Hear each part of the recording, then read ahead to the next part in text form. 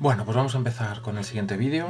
Este vídeo yo creo que es muy interesante. Vamos a tratar los fascismos, tanto el fascismo que se inicia en Italia, como su réplica, que en el caso de Alemania lo vamos a llamar nazismo. Pero todo se encuadra dentro de tiene unas mismas características y realmente es una misma ideología. Cambian el nombre por el nombre de los partidos, pero nada más. Bueno, pues ¿qué son los fascismos? Pues los fascismos son ideologías que aparecen en el siglo XX en sistemas políticos ya cristalizados. Quiere decir que ya están arraigados. En el caso de Italia o de Alemania, pues una democracia liberal. Aparecen durante el periodo de entreguerras y los aspectos más relevantes y los que los diferencian de otro tipo de dictaduras son las siguientes. Entiende la nación como un Estado totalitario. Quiere decir que todo tiene que estar dentro del Estado y nada fuera del Estado. Se acaba de esta manera con el Estado de Derecho, tal cual lo entendemos nosotros en un Estado liberal. Y entonces la característica que más lo define es que no hay separación de poderes. Y el poder ejecutivo tiene también poder legislativo y controla también a los jueces. Es necesario contar con un líder carismático, ¿no?, que conecte pues, con los electores y que consiga, en el caso del nazismo alemán, llegar al poder gracias a las urnas, o que bueno, pues consiga arrastrarles con mensajes populistas, como hizo Mussolini en Italia, sin necesidad de pasar por las urnas, consigue el poder. En esto, por ejemplo, se diferencia del fascismo que tuvimos nosotros aquí en España, la dictadura de Franco. El franquismo es algo, es como una mezcla de una dictadura conservadora, dictadura militar, junto con algunos aspectos característicos del fascismo. Evidentemente esta no la cumplían porque Franco, pues hombre, líder carismático, si habéis visto algunos vídeos de él y si no ya los veremos, pues líder carismático pues no era. Su programa político se va a basar en el racismo y en la xenofobia, ya que siempre surgen en estados en los cuales tienen graves problemas, principalmente económicos, con lo cual es muy fácil echar la culpa pues a otras razas, como en el caso del nazismo, que lo echan a los judíos, o a la xenofobia, el odio a los extranjeros. Y realmente, aunque parecen regímenes anticapitalistas que van a crear estados corporativos y demás, pues lo que buscan realmente es una alianza con las grandes fortunas industriales. Los grandes grupos industriales, en el caso de Italia, por ejemplo, pues el grupo Fiat va a colaborar desde el primer momento con Mussolini, o en el caso alemán, pues todas las grandes empresas de la industria pesada, como Thyssen, como Krupp, van a dar su poder, van a dar su apoyo, político a los nazis. Siempre buscan también un lugar, consideran que el país se les queda pequeño y que necesitan buscar un espacio donde desarrollarse. En el caso de Italia van a intentar buscar un imperio, que ya veremos qué lugares buscan, y en el caso de la Alemania nazi buscan su espacio vital en el este de Europa. Continuamos. Van a ser bastante nacionalistas, consideran que la patria está por encima de todo y en algunas ocasiones también la raza. Aquí es cierto que el régimen fascista no va a tirar tanto por aquí por el tema de la raza, y esto más bien se lo vamos a conceder al régimen nazi. Van a ser regímenes de partido único. No existen elecciones libres y solo van a existir los partidos que están en el poder. El partido fascista en el caso de Italia, y el partido nazi en el caso de Alemania. Van a ser bastante agresivos con todas las instituciones internacionales. La Sociedad de Naciones pues van a ignorarla completamente y van a provocarla, de hecho. Hay un culto importante a la violencia, que eso es cierto que llama la atención a un sector importante de la población. En el caso de Italia, como ya vimos, pues por ejemplo el movimiento futurista va a tener muchísimo arraigo en Italia y bueno, pues ahí entendemos cómo la gente busca este partido, ¿no?, para canalizar esa violencia que está implícita ahí en la sociedad. En el caso de la Alemania nazi, esa violencia, por ejemplo, de los jóvenes en las juventudes hitlerianas, pues van a canalizar esa violencia de los jóvenes que consideran que todo lo que están pasando es por lo que ocurrió durante la Primera Guerra Mundial, sus padres lucharon o sus abuelos, ellos no han tenido esa oportunidad, con lo cual ven ahí en esas juventudes hitlerianas el lugar donde poder canalizar esa violencia hacia otros, en el caso pues hacia los judíos. Van a monopolizar los medios de comunicación, en este caso pues la radio, y van a hacer un uso importante de la propaganda. Los nazis en esto van a ser unos genios, ya lo veremos. tienen una oposición muy marcada a los regímenes liberales y al comunismo, al que van a considerar el gran enemigo. Aunque realmente, como veremos, había muchas cosas que son muy similares, todas estas características, con la Unión Soviética de Stalin. Y van a dar muchísima importancia al militarismo. Realmente el poder militar va a tener una importancia importante en estas sociedades, ¿no? Y van a controlar realmente a toda la población. Vamos a ver con el fascismo italiano. Vamos el primero, a ver cómo consigue Benito Mussolini llegar al poder. Pues evidentemente siempre tiene que ser por el descontento de la población. En este caso los italianos están muy decepcionados porque se habían cambiado de bando durante la Primera Guerra Mundial, como ya vimos, pero eso no se va a traducir luego en unas ganancias territoriales importantes. Les van a dar nada, unas cuantas posesiones ahí en los Balcanes y poco más. Ellos evidentemente ansiaban mucho más, no solo los Balcanes, sino también algo del norte de Italia, o sea, de África, perdón. Y entonces, pues bueno, pues van a estar bastante decepcionados con los aliados. La crisis económica va a aumentar la tensión social. Los campesinos, sin ningún tipo de recursos y agobiados por esa crisis económica, lo que van a hacer es ocupar las fincas de los grandes propietarios. Y los obreros industriales van a tener también miedo, ¿no? Porque va a haber numerosas huelgas y ocupaciones de fábricas. Con lo cual estas clases altas y medias, esa burguesía, va a empezar a temer que se produzca una revolución comunista. Tenemos que entender y comprender que todos estos movimientos surgen después de la Revolución Rusa. Con lo cual está ahí siempre patente el miedo a que en cualquier país europeo, ¿no?, se pueda producir esta revolución, ¿no? Una revolución que evidentemente había dado muchísimas esperanzas al movimiento obrero, ¿no? Con lo cual se va a radicalizar la situación política, ¿no? Y se va a apoyar a los grupos más extremistas. Por un lado el Partido Comunista, situado a la izquierda, y por otro lado el Fasti Italiani di Combattimento, fundado por Mussolini, ¿no? Bien, pues vamos a continuar y vamos a ver cómo llega al poder, porque lo va a tener súper fácil. De hecho, casi ni se lo va a creer de lo fácil que lo tiene. Bueno, Mussolini, que era periodista, va a fundar el Partido Nacional Fascista, basándose en este partido anterior que hemos comentado ya, y se va a constituir como su líder, el Duce. El Duce es como el jefe, ¿no? En el caso de la Alemania nazi, le vamos a llamar a Hitler el Führer, que también es como el líder, o el caudillo, ¿no?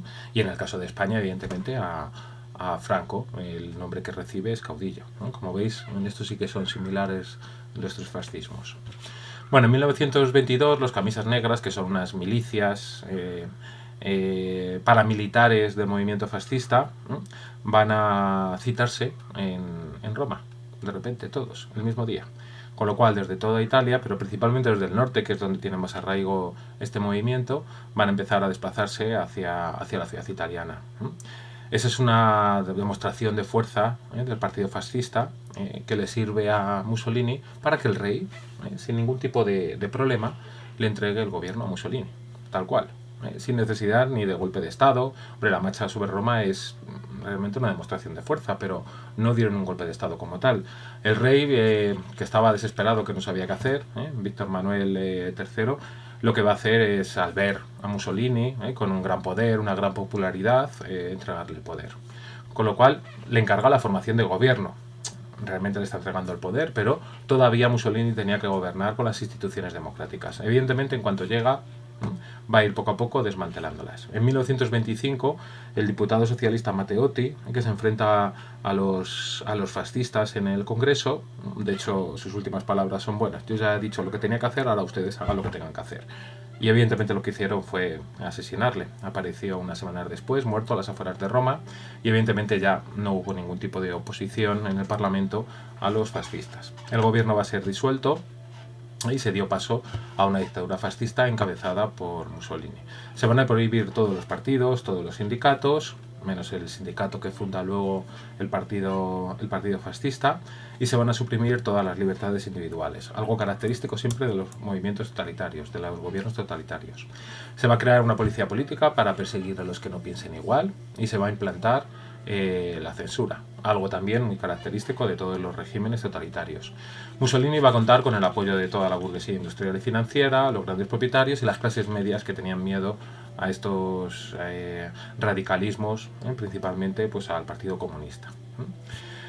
La política que sigue en un primer momento en el terreno económico intenta llegar a una autarquía, que todo lo que se consuma en Italia, se produzca en Italia. No le va a salir nada bien, porque es cierto que al contrario que en la Alemania nazi, que bueno, la política seguida por el partido nazi desde el punto de vista económico se va a traducir en un crecimiento económico del país enorme y con un poderío importante. En el caso de Italia no va a ser igual.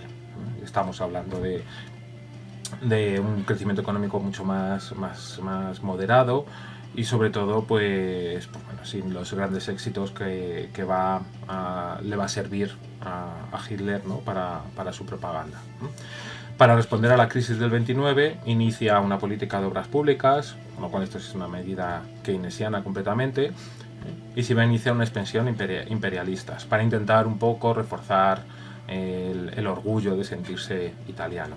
Lo único que fijaos en qué países van a intentar o van a conquistar los italianos. Albania, que sabéis que hoy en día está considerado sigue siendo el país más pobre de Europa, y Etiopía, prácticamente en el Cuerno de África, y sabéis que tampoco es un país que destaque por grandes riquezas. A pesar de todo eso, Mussolini va a sacar pecho y va a considerar que está restaurando nuevamente la gloria del Imperio Romano. En 1936, la Italia fascista va a apoyar al bando franquista en la Guerra Civil Española. Y aquí sí que es cierto que Franco va a recibir más apoyo de Mussolini que de Hitler, ¿no? Aunque, claro, el que más llama la atención y el que más se destaca siempre es el apoyo de Hitler. Pero realmente, si viéramos las cifras, pues recibió más apoyo de Mussolini, ¿no? Ya lo veremos cuando veamos la Guerra Civil Española. Bueno, se va a intentar celebrar unos juegos, una exposición, universal en Italia, en Roma concretamente, que se va a ver al final cancelada por el inicio de la Segunda Guerra Mundial. Pero los edificios se conservan hoy en día en la capital italiana. Forman parte de lo que se llama EUR, Exposizioni Universale Romane, y hoy en día los edificios son ministerios. El más impresionante de todos es el que llaman el Coliseo Cuadrado. Está a las afueras de Roma. Si algún día vais a Roma en el tren o en el autobús desde el aeropuerto de Fiumicino hacia la capital romana, capital italiana, pasaríais por delante. Es impresionante, con estos esculturas fascistas que decoran todo este barrio. Veréis con Mariano una maqueta de la antigua Roma, pues esa maqueta la encargó Mussolini y esa maqueta se guarda en este museo, que es el Museo de la Civilización Romana. Impresionante. Como veis, juega un poco con los elementos del pasado. De hecho, el saludo fascista es el saludo de ave César, el saludo al César, con lo cual coge elementos del pasado para intentar un poco volver a recuperar esa grandeza. Bueno, aquí tenemos otra vista de este edificio que ya os digo es impresionante, ¿no? Os aconsejo que vayáis a verlo si vais algún día a Italia. Bueno, y ahora pues nos vamos a Hitler, ¿no? Os pongo este cuadro, pero no lo vamos a ver ahora, solo quiero que lo veáis, ¿no? Los 7 pecados capitales de Otto Dix, ¿no? Pintado en 1933. ¿Todo el cuadro pintado en 1933? No. Adivinad qué detalle no estaba pintado en 1933, porque evidentemente Otto Dix tenía aprecio por su vida y no la quería perder. Bueno, pues este pequeño detalle, este pequeño bigote, es lo único que le añadió luego Otto Dix con posterioridad. Y bueno, supongo que podéis deducir a quién corresponde este bigotillo. Venga, pues vamos a empezar con la Alemania nazi. Bueno, pues antes de hablar de la Alemania nazi tenemos que hablar de la República de Weimar, un régimen político que surge tras la Primera Guerra Mundial. La Asamblea Constituyente después de la Primera Guerra Mundial, cuando el Kaiser se exilia y demás, va a ser en la ciudad de Weimar, donde se va a aprobar una constitución que convierte a Alemania en una república democrática. Una república pues que se van a tener que enfrentar a muchísimos problemas y a muchísimas tensiones. Es cambiar a un régimen democrático. Va a hacer muchísimas cosas muy bien, otras no tan bien. Y de hecho muchísima gente establece un paralelismo, yo entre ellos, entre esta República de Weimar y la Segunda República Española. Va a ser muy similar, se va a enfrentar a los mismos problemas, va a tener también las mismas aspiraciones de un cambio a todos los niveles, y evidentemente las dos van a acabar mal, porque los cambios que propugnaba, evidentemente había una clase principalmente financiera que no le interesaba esos cambios, con lo cual las dos repúblicas van a acabar desapareciendo, aplastadas por regímenes totalitarios. La República de Weimar es un periodo fascinante de Alemania. Recomiendo que, bueno, más adelante, si podéis, investiguéis sobre ello.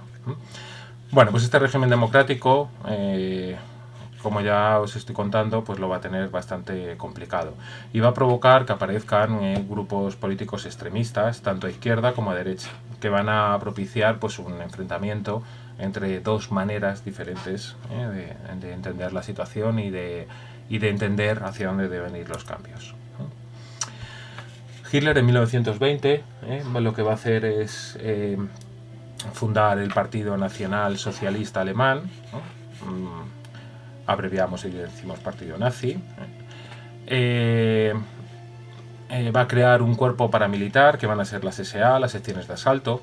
Estas os sonará menos, os sonarán más las SS, ahora hablaremos de ellas. Y ya en 1923, influenciado por Mussolini, que le había salido muy bien esto de la marcha sobre Roma, va a llevar a cabo un golpe de Estado, lo que se va a llamar el Putsch de Múnich. Va a dar un golpe de Estado en una cervecería. Sabéis que es muy famosa la cerveza alemana y bueno, pues también los locales donde se beben. Allí el clima no acompaña tanto como en España, con lo cual pues la gente no toma la cerveza fuera, sino que la toma dentro de las cervecerías. Son locales amplísimos. Y en Múnich, bueno, pues en estas cervecerías se daban también mítines y demás. Pues en una cervecería de Múnich, bueno, pues el partido nazi va a iniciar los disturbios para intentar controlar el poder. Bueno, va a fracasar, les van a detener a todos y bueno, pues no va a acabar muy bien para Hitler. Hitler se va a defender él mismo en el juicio, y supuestamente le tendrían que haber aplicado la pena capital, pero bueno, al final gracias a la influencia de gente de muchísimo poder, va a ser simplemente condenado a cárcel. La cárcel, bueno, no va a estar en una cárcel común, sino que va a estar realmente privado de libertad en una especie como de palacete. O sea que recibía visitas, escribía, así que bueno, va a ser una condena bastante leve para lo que había hecho, que realmente era un golpe de Estado. Bueno, pues ahí es donde se va a decidir, como tiene tanto tiempo, a dictar el libro de Mi lucha, Mein Kampf, en el que va a reflejar sus ideas antisemitas, anticomunistas, anti-todo, antiliberales, exaltación de la violencia, todo es anti. Durante este periodo, en el cual no solo Hitler, sino todos los dirigentes del partido nazi están presos, son conscientes que solo van a llegar al poder mediante las urnas, con lo cual se van a emplear a ello. Aquí ya contaban con el ministro de propaganda, Goebbels, que va a ser realmente el que consiga el milagro de que Hitler sea el candidato perfecto, según transmita, que es el candidato perfecto para ser el canciller de Alemania. Los rasgos propios del nazismo alemán son el racismo, el odio principalmente hacia los judíos, a los que se les acusa de todos los males, de la crisis económica, más adelante, pero principalmente de haber perdido la guerra, y sobre todo el empobrecimiento de la raza alemana que había causado que la guerra se prolongara. Bueno, ya hablaremos también más de largo y tendido de todo esto. La defensa de la superioridad de la raza aria. Según Hitler, los alemanes pertenecían a esta raza, una raza mítica, que provenía de los indoeuropeos, y que consideraban que era una raza superior a los demás, con lo cual debían de someter a las razas inferiores. Y aquí, por si no lo sabíais, nos incluía a nosotros. Nosotros, fijaos, en España habíamos tenido durante muchísimo tiempo, y de hecho en esa época todavía seguía siendo parte de la población, y sigue siendo hoy en día parte de la población. Teníamos gente de raza gitana, que para ellos eran como... Bueno, los gitanos también van a sufrir el holocausto judío, y realmente casi nunca se habla de ello, pero también van a sufrir de manera importante el holocausto judío. Habían estado los árabes, nosotros teníamos una mezcla para ellos que, bueno, nos consideraban bastante inferiores. Los eslavos y bueno, los judíos. Luego lo que van a sacar es la teoría del espacio vital. Consideraba que los arios debían de conquistar otros territorios para que fueran ocupados por la población alemana y principalmente pues explotados estos territorios. Todos estos territorios evidentemente eran el este de Europa e incluían pues gran parte de la Unión Soviética. Bueno, ¿cómo va a subir Hitler al poder? Bueno, pues sube gracias a la crisis del 29. Si no hubiera existido la crisis del 29, Hitler lo hubiera tenido bastante complicado, ¿no? La crisis del 29 sacude de manera brutal a Alemania, que depende en gran parte del dinero de Estados Unidos. Cuando Estados Unidos corta el grifo, la economía alemana se hunde completamente, ¿no? Se produce un aumento espectacular del paro y todas las políticas llevadas a cabo por los gobiernos, que son de austeridad, lo que van a hacer es empobrecer de manera importante a los obreros. En este contexto, otra vez volvemos al radicalismo. Por un lado, los obreros van a apoyar al Partido Comunista, consideraban que lo que se tenía que hacer era una revolución como en la Unión Soviética e establecer un régimen obrero, un régimen comunista. Y por otro lado, pues la gente va a apoyar al Partido Nacional Socialista, pensando que son los nazis, principalmente con Hitler a la cabeza, los que pueden salvar esta situación. Evidentemente vuelve a pasar lo mismo que en Italia, ante el miedo a una revolución social, porque es cierto que el Partido Comunista tiene una fuerza enorme en Alemania, están muy bien organizados. De hecho, Karl Marx, cuando pensaba en la revolución del proletariado, pensaba en Alemania y no pensaba en Rusia. Pues aquí los industriales y los financieros van a apoyar y financiar al partido nazi, porque evidentemente consideraban que era la opción menos mala. En las elecciones de 1930, fijaos, ya poco tiempo después de estallar la crisis del 29, logran su primer gran éxito electoral. Hitler ya empieza a verse en el poder. En julio de 1932 logran 230 diputados y la mayoría en el Parlamento. Pero todavía la gente les tiene miedo. El resto de los partidos que están en el Reichstag, en el Parlamento alemán, pues el Partido Socialista, el Partido Comunista, que evidentemente logran maniobrar para que no consigan formar gobierno. El resto de la gente de los partidos, los que son más conservadores, todavía tienen miedo a Hitler. Consideran que Hitler es una amenaza y les dan un poco de miedo porque le ven muy exaltado. Se celebran nuevas elecciones. Hitler pierde algo de votos, pero a pesar de todo eso, el presidente Hindenburg, un hombre muy mayor, héroe de la Primera Guerra Mundial y cansado ya de todo, pues al final nombra canciller a Hitler. Consideraban que, le vamos a dejar que se queme en el poder, le vamos a nombrar, va a ser incapaz de gobernar porque es un exaltado y cuando llegue al Reichstag se va a dar cuenta de que las cosas no son tan fáciles como él piensa y pues se va a quemar. En cuestión de 2-3 meses le quitamos de en medio y nos quedamos con todos sus electores. Eso es lo que pensaban los partidos conservadores. Las cosas no van a ser tan fáciles. Tras formar gobierno y ver que son incapaces de gobernar, se convocan nuevamente elecciones, pero casualmente, antes de las elecciones, se produce el incendio del Reichstag. El Reichstag es el Parlamento alemán, que los que vayáis al viaje de fin de curso, pues será una de las visitas que hagamos. El Reichstag es un edificio impresionante. Pues los nazis lo que van a hacer les va a venir genial, porque lo que van a hacer es culpar a los comunistas y promulgar un decreto, el decreto del pueblo. Con lo cual, aquí en este decreto del pueblo liquida la libertad de opinión, de prensa y de asociación. Con lo cual, pues lo tienen muy fácil para ganar las elecciones. Finalmente, cuando se producen las elecciones, en marzo del 33, el partido nazi alcanza la mayoría absoluta, con 280 diputados, y a partir de aquí inician poco a poco la liquidación de la República de Weimar. Aquí llegan de manera democrática, al contrario que Mussolini, y lo primero que hacen nada más llegar es ir desmantelando la República. No se hace todo de un día para otro. Este es el incendio del Reichstag. Pues lo veremos, ya veréis que está bastante bien. El Reichstag ha sufrido bastantes daños, se quemó aquí. Durante el régimen nazi es cierto que no se terminó de reconstruir del todo. Luego fue atacado durante la Segunda Guerra Mundial y después de la Segunda Guerra Mundial se arregló. La última reforma importante se produjo en los años 90, me parece que fue, que cuando Norman Foster le puso la gran cúpula, que es la que visitaremos y subiremos a ella, acristalada, que corona el Reichstag hoy en día. Desde marzo del 33 se produce el desmantelamiento de la República. El Parlamento le va a conceder a Hitler plenos poderes para poder hacer lo que quiera sin contar con el consentimiento del Parlamento, que es la ley de poderes absolutos. Con esto ya realmente Hitler ya se convierte en un dictador, pero todavía sigue existiendo la República de Weimar. A partir del sistema de partido único, lo que van a conseguir es que el resto de los partidos queden completamente legalizados, excepto el partido nazi. Y se va a empezar a perseguir a la oposición política, que se les va a empezar ya a encarcelar en estos campos de concentración, que realmente son campos de reeducación en este primer momento. En julio de 1934, porque las luchas no son solo contra otros partidos, sino también en cuanto el partido nazi consigue el poder, empieza a haber luchas de poder dentro del partido nazi, se produce la noche de los cuchillos largos, que lo que se hace es purgar a las SA. Las SA, ¿os acordáis? Las secciones de asalto, que van a ser un grupo paramilitar importantísimo, y de su líder, Rom, que había conseguido muchísimo poder y era el único que le hacía sombra a Hitler. A Hitler no le interesa que nadie le haga sombra, ni dentro de su partido ni fuera. Con lo cual lo que hacen es liquidarlos.